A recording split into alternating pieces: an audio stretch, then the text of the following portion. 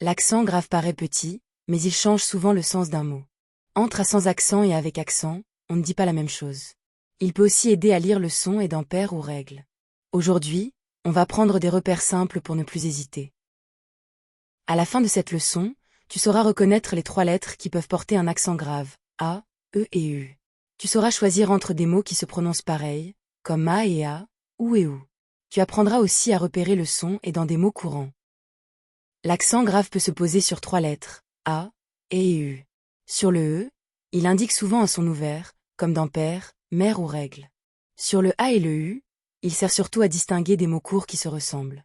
C'est donc un indice de son et de sens. Le cas le plus important est A ou A. Sans accent, A est le verbe avoir au présent, il un cahier. Avec accent, A est un petit mot qui introduit souvent un lieu, un moment ou un destinataire. Je vais à Paris, je parle à Léa. Pour décider, suis 3 étapes. D'abord, demande-toi si le mot peut être remplacé par avait. Si oui, écris A sans accent. Ensuite, si le mot indique un lieu, une direction ou un destinataire, écris A. Enfin, pour où, là, des ou très, mémorise les petits mots fréquents avec accent grave. Prenons la phrase « Ma sœur a un vélo ». On teste avec avait, ma sœur avait un vélo. La phrase reste correcte, donc est bien le verbe avoir. On l'écrit sans accent.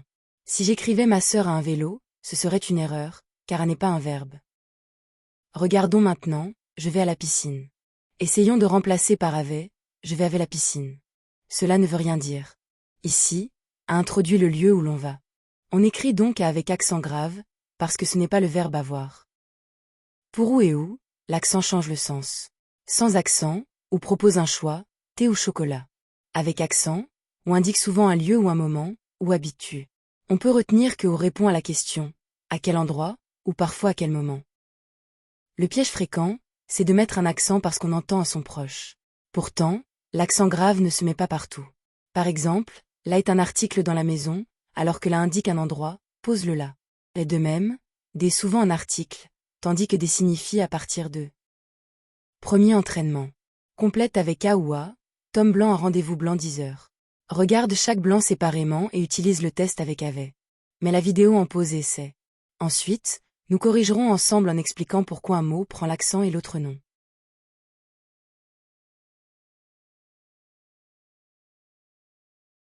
La correction est Tom a un rendez-vous à 10 heures. Pour le premier blanc, on peut dire Tom avait un rendez-vous, donc c'est le verbe avoir, a sans accent. Pour le second, a introduit l'heure du rendez-vous. On ne peut pas dire avait 10 heures dans cette phrase. Deuxième entraînement. Complète avec ou blanc veux-tu aller, au parc blanc à la bibliothèque. Ici, un des mots pose une question de lieu, l'autre propose un choix entre 2 possibilités. Mais la vidéo en pause et essai. Fais attention à l'accent grave sur le U.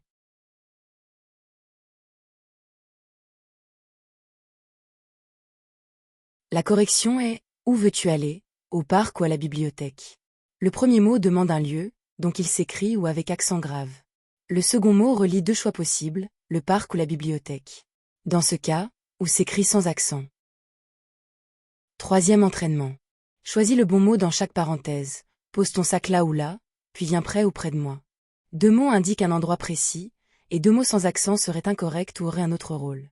Mais la vidéo en pause et essai.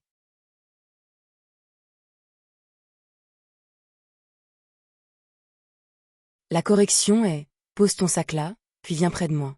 Là indique l'endroit où il faut poser le sac, donc il prend un accent grave. Près de signifie proche de. Le mot près, sans accent, n'est pas la bonne forme dans cette expression. À retenir, l'accent grave existe sur A, E et U. Pour A ou A, remplace par avait. Si cela marche, écris A sans accent. Ou avec accent sert à parler d'un lieu ou d'un moment, alors que ou sans accent propose un choix. Enfin, mémorise les petits mots fréquents, là, déjà, très, près, des.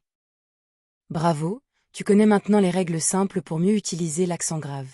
Le plus efficace est de t'entraîner avec des phrases variées, car le sens aide à choisir le bon mot. Pour t'entraîner, télécharge la fiche d'exercice gratuite sur blog-orthographique.fr.